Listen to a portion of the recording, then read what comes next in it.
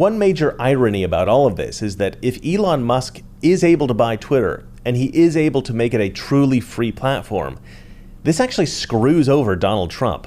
Trump invested a lot of money into Truth Social, and Truth Social has had a pretty rough launch. But the more censorship we see on Twitter, the more likely it is that Trump's Truth Social succeeds. But if Twitter goes totally free speech, Truth Social will probably die. So in a bizarre twist of fate, leftists are helping Trump. Elon Musk's battle to save democracy. Mr. Reagan. For years now, people have been setting up a little contest between crypto and gold, but that's like comparing trucks with SUVs. Both carry stuff and both travel from A to B, but they do different jobs. Gold's job is to keep the value of your money safe and to preserve its value.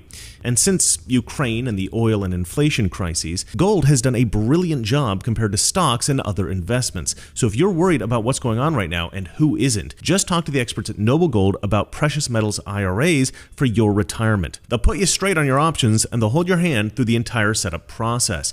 And this month, for any qualified IRA, you'll get an incredible 3-ounce silver American Virtue coin completely free as a thank you. You know, when they sent me this, they send me coins every once in a while. Valeria flipped out. So far, this is her favorite coin, and I have to say, I agree. This thing is pretty nice. So call 877-646-5347 right now to find out more, or visit noblegoldinvestments.com. That's noblegoldinvestments.com. As we all watch Elon Musk valiantly battle the evil and corrupt Twitter corporation, a fundamental question has emerged. What is more harmful to society, misinformation or censorship?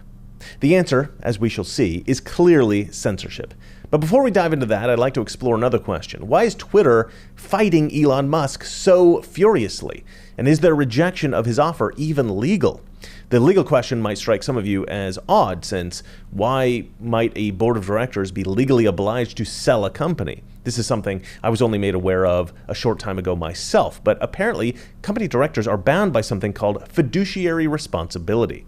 Fiduciary responsibility is a pretty simple concept. Basically, directors of companies represent the shareholders of a company, and so they must act in the best interest of those shareholders. They can't do anything to hurt a company financially, and they must direct the company in ways that are best for the shareholders. Now, Elon Musk's offer to buy out every Twitter share is above the current market price. As I write, the market price is $48.45 per share, and Elon Musk is offering $54.20 per share. To put this into context, the market average through the lifetime of the company is $35.40.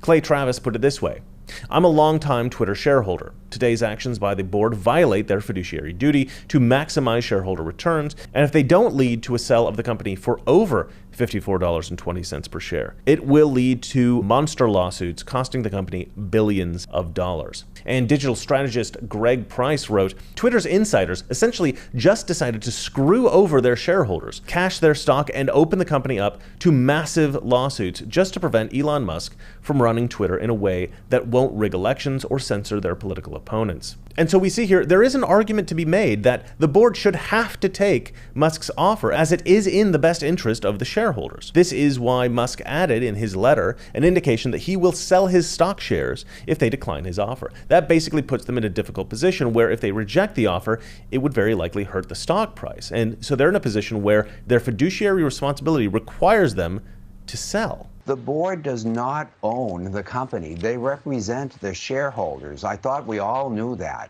And for them to dismiss this kind of approach in such a short, period of thinking this over, less than 24 hours, and coming out with frankly, a 1980s defense of a poison pill. I mean, right now what they're doing is they're saying, we don't want to entertain his offer, not because the analytics are poor, but we're afraid of what he will do to the company, and he will change the culture of our company. To me, that's discrimination. It has no grounds unless you can come in with facts and an analytic hypothesis of why you should reject that offer. This is just more of a legal and ethical matter, and I think we're seeing now that Twitter really needs to be overhauled completely. I can smell the lawsuits from here, assuming that another suitor doesn't come in with a better offer. But they're not selling.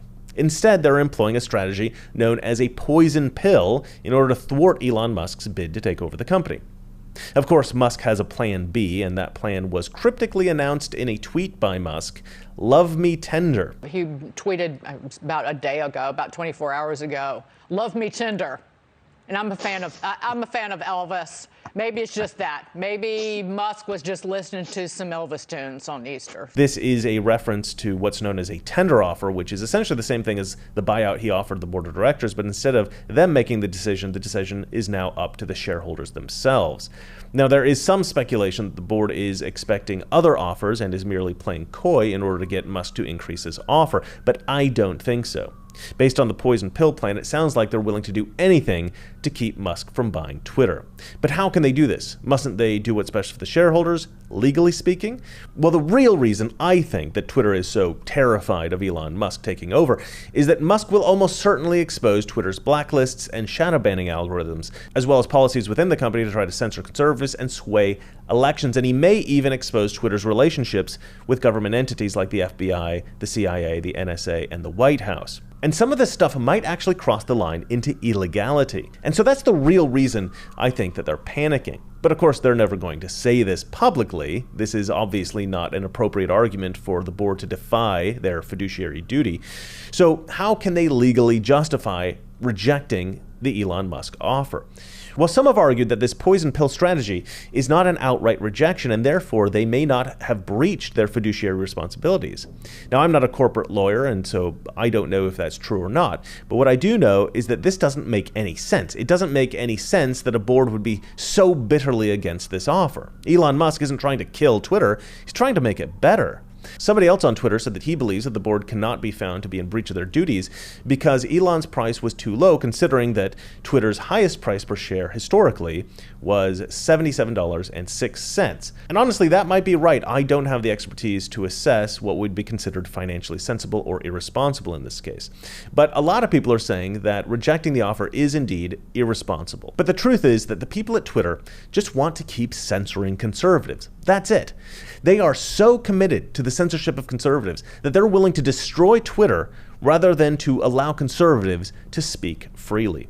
These people know that controlling social media means controlling the flow of information in society. And if they control information, they control elections. This is all about controlling elections. In any case, I suspect that the board has gotten a few calls from the CIA, the FBI, the NSA, and the White House, and the people on the other end of those calls, I imagine, are not being particularly gentle with their words. But those on the board and the government agencies aren't the only ones criticizing this buyout.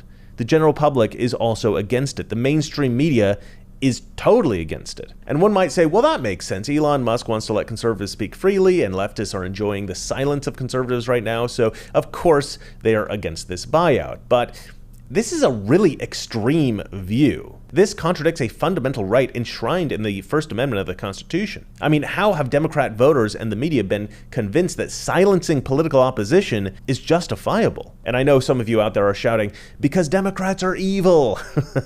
And sure, okay.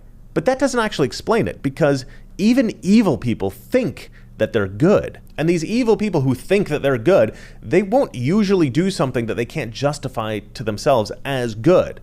So what is this justification? How have they been convinced that silencing political opposition is okay? Well, to answer this, I think we have to dig down and answer a more basic philosophical question, a question I asked at the top of the show. What is more dangerous, misinformation or censorship? Well, Democrat voters and the mainstream media have all been convinced that the greater evil is misinformation. They're convinced that what they perceive to be lies by Republicans and Trump supporters in particular are so dangerous that regulating the speech of these dangerous people is actually a good thing. Of course, this is wrong on many levels, but for now, let's stick with the big picture. Let's answer that philosophical question. The answer, of course, is that censorship is far more dangerous than misinformation. Misinformation can be corrected with the truth. Censorship cannot. And it's very clear throughout history that censorship has caused much more damage. The first problem with censorship is that those doing the censoring are not always right. If the idea is that misinformation should be censored, well then in order for that censorship to be effective, those doing the censoring would have to be right 100% of the time. With social media in the past few years, we've seen that this is clearly not the case.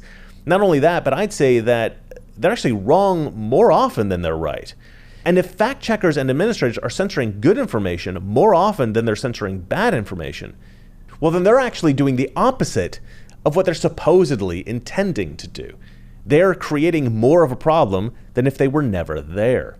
Now, in a system in which there are no censors, the arguments can be fought out in the marketplace of ideas. The truth has a good chance of being accepted by society. But when somebody's ideas are blocked out, the society has no choice but to accept whatever information they're being given. And if the censor makes a mistake, there's no way of fixing that problem. No other ideas are allowed. Also, censorship can be abused. Not only can censors be wrong, but they can be corrupt. If those who control the censors, the fact checkers, the administrators, etc., if those who control these people decide that they want the public to believe a certain lie, well, they can instruct these gatekeepers to shut out all messages opposing this lie. They can literally censor the truth. And that, I think, is what's going on now. This is what we call disinformation. And disinformation, I think, is far more dangerous than misinformation. While misinformation is an accidental expression or an advocation of something that is not true, a mistake, disinformation is the intentional expression or advocation of something that is not true, a lie. When disinformation is promoted by the government or another large organization, we tend to call this propaganda. It is far more insidious and, again, far more dangerous than misinformation. But I think this can also be combated. Some might feel like disinformation would be more reasonable to regulate. And yeah, I think in some ways it is. I mean, we do have laws against slander and libel, for instance. However, laws against disinformation can also be abused simply by labeling the truth disinformation. We've seen this happen a lot in recent years, the most famous case being the Hunter Biden laptop being characterized as Russian disinformation. Now, during the pandemic, Democrat voters were convinced that silencing conservatives was the right thing to do because of COVID disinformation. They believed that conservatives were intentionally spreading lies about COVID, like the idea that the virus came from the lab in Wuhan instead of a wet market, as was reported. Conservatives were questioning the efficacy of masks, the possibility of existing treatments, the side effects of the vaccines. These were all reasonable things to question. But Democrat voters were convinced that anything short of total acceptance of the vaccines, of the masks, or of the lockdowns was a danger to public health. And so leftists came to believe that it was best to trade our freedom for public safety. But the truth is, they didn't trade our freedom for safety. They've traded our freedom for the illusion of safety. Now, I won't get into the efficacy of the masks or the vaccines here. You all know how the virus affects young, healthy people. And I just did a video on how some people appear to have natural immunity even without ever having contracted COVID at all. And if you've not seen that video, by the way, I highly recommend it. But the political dichotomy in America has now developed in such a way that conservatives believe in speech and Democrats believe in censorship. And we are therefore in a situation in which leftist control of social media platforms is great for leftists and terrible for conservatives. But conservative control of social media platforms is great for everyone. This is not debatable. This is logical. If leftists demand the censorship of conservatives and conservatives demand freedom for all, then conservatives are the only ones capable of controlling social media in an ethical way. Period. Now, leftists have two arguments against this, and both of these arguments are terrible. The first argument is similar to the public health argument about COVID disinformation. They argue that some ideas are particularly dangerous, and so we have to hide these ideas from the virgin ears of innocent leftists on social media. They pretend like every conservative idea is somehow going to lead to the mass lynching of black men or the genocide of all gays or something like that. This is insane. Conservative ideas are not dangerous. The truth is that the only danger conservative ideas pose is a danger to leftist ideas, because conservative ideas are better. And yes, that danger does exist. Sorry, but that's the way ideas work. The best ideas win out. And they need to win out. That's the very definition of progress, a concept that you'd think progressives would be all for. But we all know that progressive is a total misnomer. They also argue that censorship is needed because conservatives tend to harass leftists online. This is laughable. The truth is that conservatives are harassed far more online than leftists. Consider this Pew study from 2021. Republicans actually reported being harassed more often than Democrats, despite Democrats responding that such harassment was, quote, a major problem in much higher numbers than conservatives. So the group that's being harassed less often is the group who thinks that harassment is a major problem. You know what that tells me? That tells me that Democrats are way more sensitive than Republicans. And maybe they just need to grow a pair. More importantly, it suggests that the incidents of harassment are going to be overreported by Democrats and underreported by Republicans. And so the harassment against conservatives is probably far worse than this Pew study indicates. My speculation here is actually supported by another study conducted by Facebook of their own, quote, race-blind algorithm. Some time ago, Facebook introduced a so-called race-blind hate speech algorithm intended to remove hate speech from the platform. Upon reviewing the effect of this algorithm, Facebook discovered that 90% of the hate speech on the platform was directed toward white people and men. 90%. 9-0. I mean, I know I reported this in another video before, but it's still shocking to me. Facebook subsequently modified this algorithm, and I'm not joking, to allow hate speech against white people and men. Apparently, we're not oppressed enough to be protected from hate speech. Everybody else is, but not white people and not men. I mean, I'm not for censorship, but protecting black people, Hispanics, Asians, and specifically excluding white people, that kind of thing is usually referred to as racism. Now, I will say that the harassment of leftists surely does happen sometimes, but as I've illustrated, it's far more common the other way around. The reason why I think there might be a misperception about this in society, aside from the obvious lying by the mainstream media, is that conservatives don't tend to complain about online harassment, even if it's extreme, while leftists are, as I indicated earlier, much more sensitive, and they seem to interpret all kinds of things as harassment. They've even created a term for some of these invented abuses. Microaggressions. If you call somebody by the wrong pronoun, it's harassment. If you wear dreadlocks, it's cultural appropriation. If you suggest that maybe the reason that there are fewer girls in STEM is because they don't like it as much as boys, well, you are a sexist. And look, I'm all for protecting people from real harassment, but protecting people from harassment and censoring the ideas of conservatives are totally separate things. Referring to somebody by the wrong pronoun is not harassment. Saying that the 2016 Ghostbusters movie was terrible, for which Milo Yiannopoulos was banned from Twitter, is not harassment. Reporting about Hunter Biden's laptop is not dangerous disinformation. However, conservatives are constantly harassed on Twitter, genuinely harassed. And there are zero consequences for the leftists who harass them. And I'd say that the leftists over at YouTube who are shadow banning my conservative channel, well, that's a particularly sinister kind of harassment. And cancel culture is certainly a kind of targeted harassment, and cancel culture is purely a leftist phenomenon. Harassment is not about political opinions. It's about trying to hurt someone.